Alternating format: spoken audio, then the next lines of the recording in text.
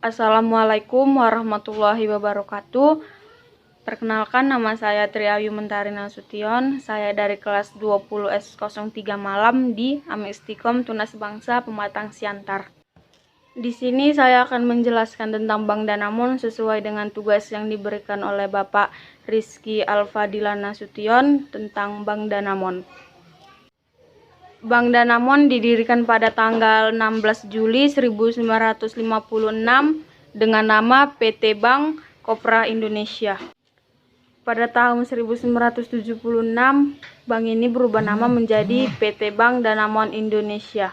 Bank Danamon ini menjadi bank pertama yang mempelopori pertukaran mata uang asing, dengan menjadi bank pertama devisa Indonesia pada tahun 1976 dan tercatat sahamnya di bursa sejak tahun 1989. Pada tahun 1997, sebagai akibat dari krisis finansial di Asia, Bank Danamon mengalami kesulitan likuiditas dan akhirnya oleh pemerintah ditempatkan di Badan Penyihatan Perbankan Nasional atau BPPN. Sebagai bank yang diambil oleh pemerintah atau bank takeover atau BPO. Tahun 1999, pemerintah melalui BPPN melakukan rekapitulasi Danamon sebesar 32 miliar dalam bentuk surat hutang pemerintah atau government bonds. Pada tahun yang sama, beberapa bank BTO akhirnya menjadi satu dengan Bank Danamon sebagai salah satu bagian dari rencana restrukturisasi BPPN. Pada tahun 2000, Bank Danamon kembali melebarkan sayapnya dengan menjadi bank utama dalam penggabungan 8 bank BTO lainnya. Pada saat itulah, Bank Danamon mulai muncul sebagai salah satu pilar ekonomi di Indonesia. 3 tahun berikutnya, Bank Danamon mengalami restrukturisasi besar-besaran, mulai dari bidang manajemen, sumber daya manusia, sistem informasi, anggaran dasar, dan logo perusahaan. Usaha keras yang dilakukan ini akhirnya membuahkan hasil dalam bentuk fondasi dan infrastruktur bagi Bank Danamon dalam tujuan untuk meraih pertumbuhan yang maksimal berdasarkan transparansi kerja, tanggung jawab kepada masyarakat, integritas sebagai salah satu pilar di Indonesia, profesional menjalankan tugasnya sebagai salah satu bank terbesar di Indonesia atau yang lebih dikenal dengan TRIP. Bank Danamon memiliki 8 produk tabungan, diantaranya yaitu yang pertama, Danamon Lebih adalah produk tabungan yang memberikan keuntungan, yaitu bebas administrasi, biaya transfer, dan lain-lainnya.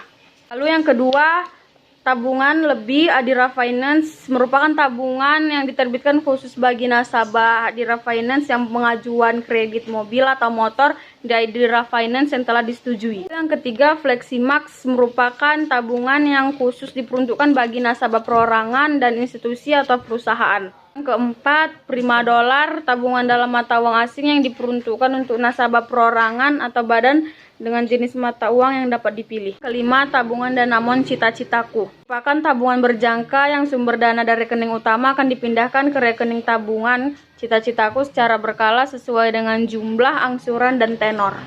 Lalu yang keenam, tabungan Danamon Tabunganku, merupakan tabungan yang ditujukan untuk nasabah perorangan dengan syarat yang ringan serta penarikannya dapat dilakukan sewaktu-waktu sesuai dengan persyaratan Bank Danamon. Yang ketujuh, tabungan Danamon DSafe, merupakan tabungan yang diperuntukkan bagi nasabah perorangan yang dilengkapi dengan fitur multiplay sub account. Terakhir, tabungan Danamon Syariah merupakan prinsip syariah mudharabah atau bagi hasil sebagai solusi bertransaksi.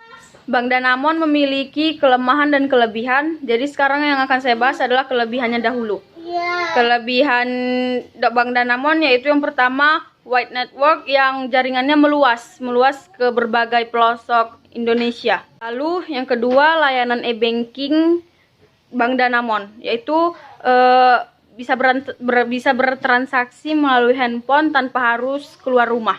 Terakhir, pilihan produk dan layanan yang sangat lengkap. Tapi di balik kelebihannya, Bank Danamon juga memiliki kekurangan, yaitu yang pertama, biaya transaksi yang berbeda-beda. Misalnya kalau kita bertransaksi ke BCA akan beda dengan biaya transaksinya kalau kita melakukan biaya transaksi ke Bank Danamon atau Bank BRI semacamnya.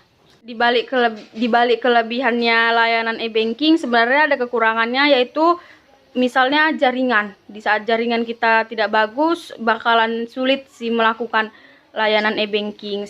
Demikian yang bisa saya sampaikan, lebih dan kurangnya saya mohon maaf. Wabillahi taufiq wal hidayah. Assalamualaikum warahmatullahi wabarakatuh.